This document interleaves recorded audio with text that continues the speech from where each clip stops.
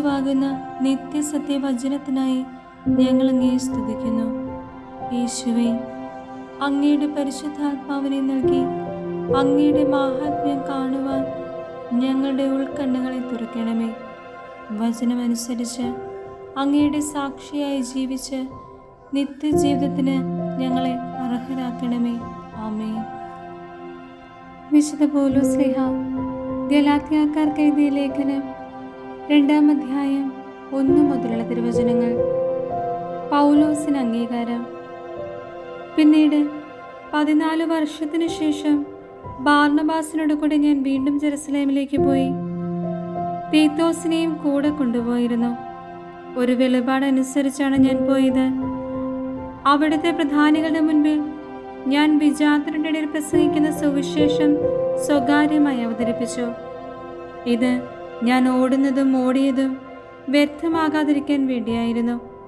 എന്നോട് കൂടെ ഉണ്ടായിരുന്ന തീത്തോസ് ഒരു ഗ്രീക്കുകാരനായിരുന്നിട്ടും പരിച്ഛേദത്തിന് നിർബന്ധിക്കപ്പെട്ടില്ല. എന്നാൽ യേശുക്രിസ്തുവിലുള്ള ഞങ്ങളുടെ സ്വാതന്ത്ര്യത്തെ ചൂഷണം ചെയ്ത് ഞങ്ങളെ അടിമത്തത്തിൽ കൊണ്ടുചെന്നെത്തിക്കുന്നതിന് വ്യാജ സഹോദരന്മാർ രഹസ്യത്തിൽ കടന്നുകൂടി. അവർക്ക് ഞങ്ങൾ നിമിഷ നേരത്തേക്ക് പോലും വശപ്പെട്ടില്ല. അത് സുവിശേഷത്തിന്റെ സത്യം നിങ്ങൾക്കായി നിലനിർത്തേണ്ടതിനാണ്. തങ്ങൾ എന്തോ ആണെന്ന് ഭാവിക്കുന്ന അവരിൽ നിന്ന് എനിക്ക് കൂടുതലായി ഒന്നും ലഭിച്ചില്ല. അവർ എന്താണെന്ന് ഞാൻ ഗൗനിക്കുന്നേയില്ല. ദൈവം മുഖം നോക്കുന്നവനല്ലല്ലോ. പരിച്ഛേദിതർക്കുള്ള സുവിശേഷം പത്രോസിന് എന്നതുപോലെ അപരിച്ഛേദിതർക്കുള്ള സുവിശേഷം എനിക്ക് ഏൽപ്പിക്കപ്പെട്ടിരിക്കുന്നുവെന്ന് അവർ മനസ്സിലാക്കി. എന്തെന്നാൽ പരിച്ഛേദിതർക്കുള്ള പ്രേക്ഷിതത്വം പത്രോസിലൂടെ നിറവേറ്റുന്നവൻ തന്നെ വിജാതിയർക്ക് വേണ്ടി എന്നിലൂടെ പ്രവർത്തിക്കുന്നു. നേതൃസ്തംഭങ്ങളായി ഗണിക്കപ്പെട്ടിരുന്ന യാക്കോബും കേപ്പായും യോഹന്നാനും ദൈവത്തിന്റെ കൃപ എനിക്ക് ലഭിച്ചിരിക്കുന്നുവെന്ന് കണ്ട് തങ്ങളുടെ കൂട്ടായ്മയുടെ വലത്തുകരം എനിക്കും ബാർന്നബാസിനും നീട്ടിത്തന്നു. അങ്ങനെ വിജാതരുടെ അടുത്തേക്ക് ഞങ്ങളും പരിച്ഛേദിതരുടെ അടുത്തേക്ക് അവരും പോകാൻ തീരുമാനമായി. പാവങ്ങളെപ്പറ്റി ചിന്ത വേണമെന്ന് മാത്രമേ ഞങ്ങളോട് അവർ ആവശ്യപ്പെട്ടുള്ളൂ. അതുതന്നെയാണ് എൻ്റെ തീവ്രമായ താല്പര്യം. അഭിപ്രായ ഭിന്നത.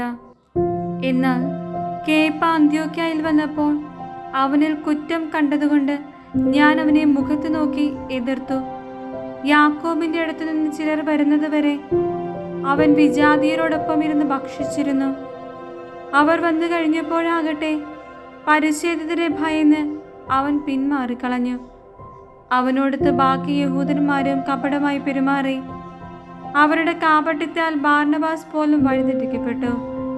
അവരുടെ പെരുമാറ്റം സുവിശേഷ സത്യവുമായി പൊരുത്തപ്പെടുന്നില്ലെന്ന് കണ്ടപ്പോൾ എല്ലാവരുടെയും മുമ്പിൽ വെച്ച് ഞാൻ കേപ്പായോട് പറഞ്ഞു, യഹൂദനായ നീ യഹൂദനെ പോലെയല്ല, വിജാതിയെ പോലെയാണ് ജീവിക്കുന്നതെങ്കിൽ യഹൂദരെ പോലെ ജീവിക്കാൻ വിജാതിയരെ പ്രേരിപ്പിക്കുന്നതിന് നിനക്ക് എങ്ങനെ സാധിക്കും? വിശ്വാസത്തിലൂടെ നീതീകരണം. നാം തന്നെ യഹൂദരായി ജനിച്ചവരാണ്, വിജാതിയരിലെ പാപികളായിട്ടല്ല. എന്നിരിക്കലും നിയമത്തിന്റെ അനുഷ്ഠാനത്തിലൂടെയല്ല, യേശുക്രിസ്തുവിലുള്ള വിശ്വാസത്തിലൂടെയാണ് ഒരുവൻ നീതീകരിക്കപ്പെടുന്നതെന്ന് നമുക്കറിയാം.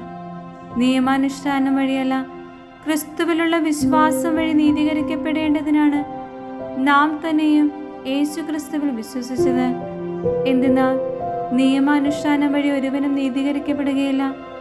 എന്നാൽ ക്രിസ്തുവിൽ നീതീകരിക്കപ്പെടാനുള്ള പരിശ്രമത്തിൽ തന്നെ നമ്മൾ പാപികളായി കാണപ്പെട്ടുവെങ്കിൽ ക്രിസ്തു പാപത്തിന്റെ ശുശ്രൂഷകനാണോ? തീർച്ചയായുമല്ല. ഞാൻ നശിപ്പിച്ചവ ഞാൻ തന്നെ വീണ്ടും പണിതുയർത്തുന്നുവെങ്കിൽ ഞാൻ അതിക്രമം കാണിക്കുകയാണ്. എന്തെന്നാൽ ദൈവത്തിനായി ജീവിക്കേണ്ടതിന് ഞാൻ നിയമത്തിലൂടെ നിയമത്തിന് മൃതനായി, ഞാൻ ക്രിസ്തുവിനോടുകൂടെ ക്രൂശിതനായിരിക്കുന്നു. ഇനിമേൽ ഞാനല്ല ജീവിക്കുന്നത്, ക്രിസ്തുവാണ് എന്നിൽ ജീവിക്കുന്നത്. എൻ്റെ ഇപ്പോഴത്തെ ഐഹിക ജീവിതം എന്നെ സ്നേഹിക്കുകയും എനിക്ക് വേണ്ടി തന്നെ ബലിയർപ്പിക്കുകയും ചെയ്ത ദൈവപുത്രനെ വിശ്വസിച്ചുകൊണ്ടുള്ള ജീവിതമാണ്. ദൈവത്തിൻ്റെ കൃപ ഞാൻ നിരാകരിക്കുന്നില്ല. നിയമത്തിലൂടെയാണ് നീതി കൈവരുന്നതെങ്കിൽ ക്രിസ്തുവിൻ്റെ മരണത്തിന് നീതീകരണമൊന്നുമില്ല.